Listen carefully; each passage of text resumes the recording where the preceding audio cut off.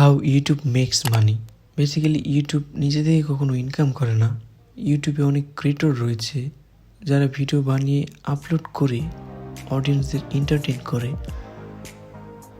এবং ইউটিউব সেই ভিডিওতে অ্যাড চালিয়ে কিছু পার্সেন্টেজ নেয়। চলেন ব্যাপারটা একটু ডিপলি চিন্তা করা যাক। There are 3 types of people comes YouTube after monetize. মনিটাইজের পর ইউটিউবে 3 ধরনের লোক দেখা যায়: the viewer, the creator and the advertiser. ক্রিয়েটররা ভিডিও বানিয়ে অডিয়েন্স বিল্ড করে এবং তাদের এন্টারটেইন করে।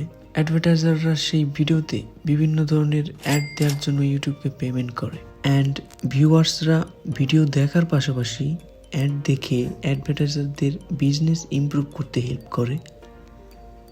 এক্ষেত্রে ইউটিউব আহামরি কিছুই করে না, জাস্ট অ্যাডভার্টাইজার থেকে অ্যাড বাই করে এবং ক্রিয়েটরদের ভিডিওতে অ্যাড রান করে। অ্যাডের টাকা 55% ক্রিয়েটর পায় এবং 45% ইউটিউব নিজের পকেটে রেখে দেয়।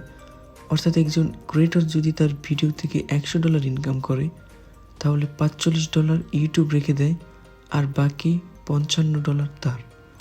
এভাবে ইউটিউবে লাখ লাখ ক্রিয়েটর আছে যারা ভিডিও আপলোডের মাধ্যমে $মিলিয়ন ইনকাম করতেছে, আর ইউটিউব তার থেকে কিছু পার্সেন্টেজও নিয়ে নিচ্ছে।